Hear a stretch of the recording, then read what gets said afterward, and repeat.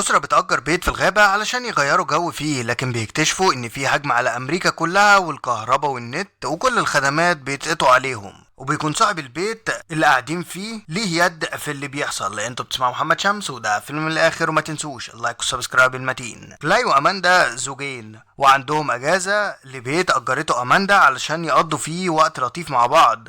وبنعرف ان عندهم ولد اسمه ارشي وبنت اسمها روزي، وبتعرفهم اماندا انها زهقت من التعامل مع الناس وقررت تاخدهم في مكان بعيد عنهم بشاطئ خاص علشان ينزلوا البحر براحتهم ولوحدهم ويقضوا وقت لطيف اكتر مع بعض. لكن روزي بتكون مش مهتمة بكلامها لانها عايزة تخلص مسلسل فريندز. ولما بيوصلوا البيت بيكونوا مبسوطين جدا لانه بيت افخم من بيتهم التاني. وبتطلع اماندا على السوبر ماركت علشان تجيب احتياجات البيت من هناك، لكنها بتشوف شخص غريب بيحمل حاجات كتير جدا واكل معلب كأنه مسافر لفترة بعيدة في العربية بتاعته النقل. ولما بتاخد اسرتها وتروح على الشط بتلاقي روز سفينة جاية عليهم، بس أماندا بتطمنها لأن استحالة سفينة بالحجم ده تقرب على الشط حتى أكتر من كده. لكن بعد وقت قريب بتطلع السفينة مش بتغير اتجاهها خالص وجاية في اتجاه الشط فعلا وداخلة عليهم. وأماندا وأسرتها بيحملوا حاجتهم وبيجروا بسرعة من على الشط، وبيكون كل اللي موجود مصدومين من منظر السفينة وهي جاية عليهم وعمالين بيجروا ومستغربين جدا ازاي قدر قائدها ان هو يقرب بالمسافة دي كلها ويحشر السفينة على الشط. وفي البيت بتعرف اماندا ان البيت بقى معزول حرفيا، ده لان مفيش فيه شبكة اصلا ولا فيه انترنت. وبيلومها كلاي لان كل الشبكات مفصولة وهم دلوقتي من غير نت او شبكة موبايل او تلفزيون. فبتقول اماندا ان هي فرصة علشان يتجمعوا مع بعض اكتر، وفعلا بيتغدوا مع بعض في الهواء الطلق وبيروحوا بالليل لكل واحد لسريره وبينام. لكن بيخبط عليهم صاحب البيت وبيقول لكلاي انه اسمه جورج ودي بنته راس. واماندا بتكون مش مستريحه له وبتشك انه اصلا مش صاحب البيت لان هي حجزت اونلاين وما تعرفش صوره صاحب البيت الحقيقي. وبيعرفهم جورج انه كان مع بنته في حفله هنا قريبه، لكن عربيتهم عطلت على الطريق ومش لاقيين مساعده. وبيطلب منهم ان هو ممكن يبات مع بنته في البدروم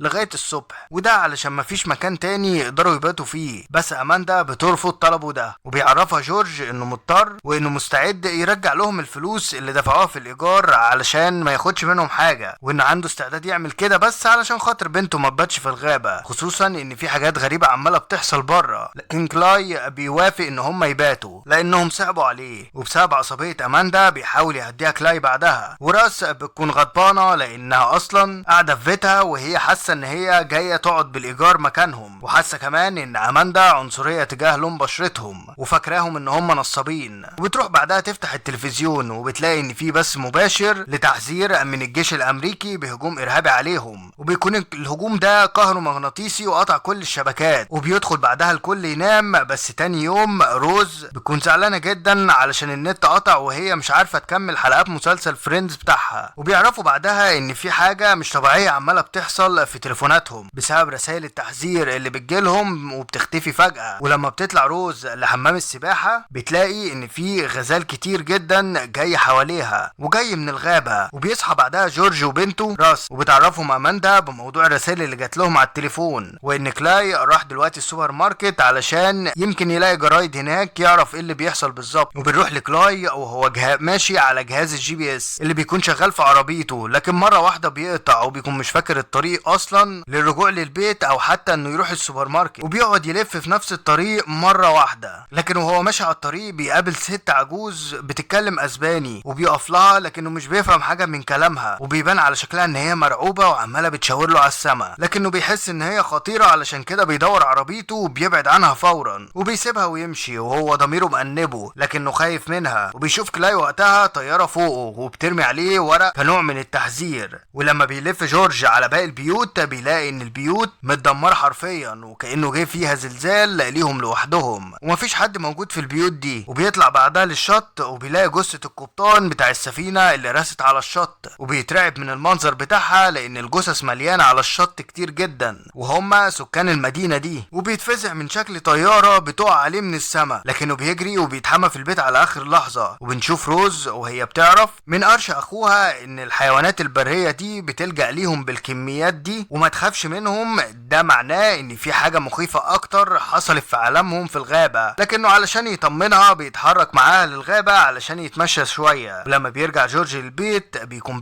باين عليه مظهر الصدمة من كل اللي شافه بره. بس لما بنته بتقوم من قدامه بيعرف اماندا بكل اللي شافه، وبان اللي حصل ده هيحصل اكبر منه واكتر من اللي في خيالها جاي، وان حتى الاقمار الصناعية تعطلت. لكن اماندا بتكون مش مصدقاه بسبب عنصريتها اتجاهه وفاكراه بيخدعها. وفجأة بتظهر موجات صوتية وما بيقدروش هم كلهم يستحملوها، وبيفضلوا يسدوا ودانهم منها. لكن الصوت بيكون قوي جدا لدرجة ان الازاز بيتكسر. ولما الصوت بيخلص بتبتدي اماندا تتملك اعصابها وبتكلم جورج وبتحاول تعرف منه ازاي تحمي اسرتها. لكنه بيعرفها انها لازم وتعدي على نفسها شوية. وبعدها بتعرف راس بنته ان هي مش واثقة فيهم بسبب عنصريتها اتجاههم. وبتفتكر اماندا بعدها الراجل اللي اخد من السوبر ماركت معلبات كتير جدا، وكأنه كان عارف ان كل ده هيحصل، وانه كمان بيحاول يحمي اسرته. وبعدها بيوصل اخيرا كلاي، بيعرف اماندا وجورج بكل اللي شافه بره، وبيديهم ورقة من اللي وقعتهم الطيارة عليه، وبيكون مكتوب فيها بالعربي وهو الموت لامريكا. وبيعرف ارشي اللغة وبيترجمها لهم. ولما بياخد كلاي اسرته بالعربية للطريق علشان يهربوا من المدينة دي رغم تحذيرات جورج،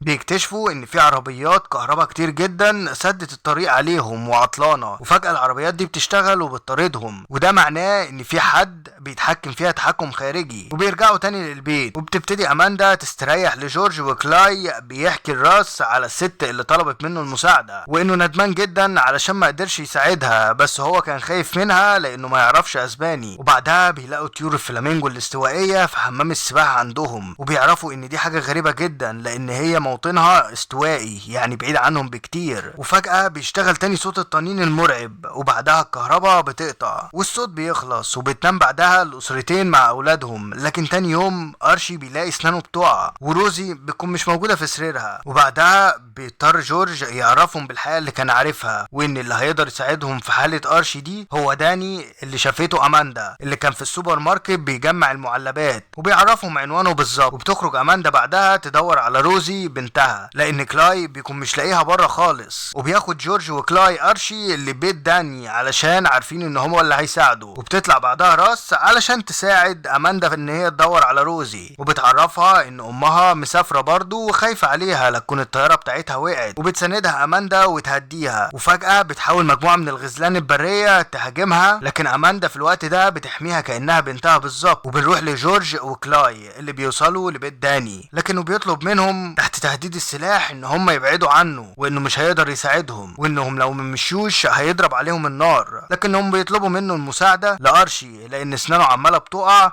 وبيعرفهم داني ان اللي حصل معاه ده بسبب صوت الطنين. وبيعرفهم ان هم لو بيسمعوا الاخبار كانوا عرفوا زيه ان الدول المعادية لامريكا سحبت كل رعاياها مرة واحدة، وده اللي خلاه يقلق ويعرف ان في حاجة غريبة هتحصل. وبيساعد ارشي فعلا بعدها لما يصعب عليه ويشوف ان حالة كلاي صعبة لانه اب زيه، وبيخاف على اولاده هو كمان. لكن بعد ما بيساعدهم بيحذرهم انه ما يتكلموش عنه ولا يعرفوا اي حد تاني عليه. وبعدها بيوصلوا ان اللي عمل فيهم كل الهجمات دي كل اعداء امريكا لان هما اتحدوا مع بعض ضد امريكا. وده لسبب تاني لان الورق اللي اترمى عليهم مترجم باكتر من لغة زي العربية والكوريا الشمالية والصينية والروسية، وكل دي دول معادية للنظام الامريكي. وبعدها بيعرفهم جورج بان عنده معلومات خطيرة وان في مرحلة تانية بعد الهجمات دي، وهي المعلومات الغلط اللي هتنتشر بين الشعب واللي هتتسبب لامريكا في حروب اهلية وفوضى عارمة. وبعدها بنشوف روزي وهي بتتفرج على مسلسل فريندز بعد ما لقيته في مكتبة بتاع بيت قريب منهم، وهي قاعدة وكأن مفيش حاجة بتحصل. ولحد هنا يكون خلص فيلمنا. وتنسوش بقى اللايك شير سبسكرايب في الاخر عشان يوصلكم كل جديد.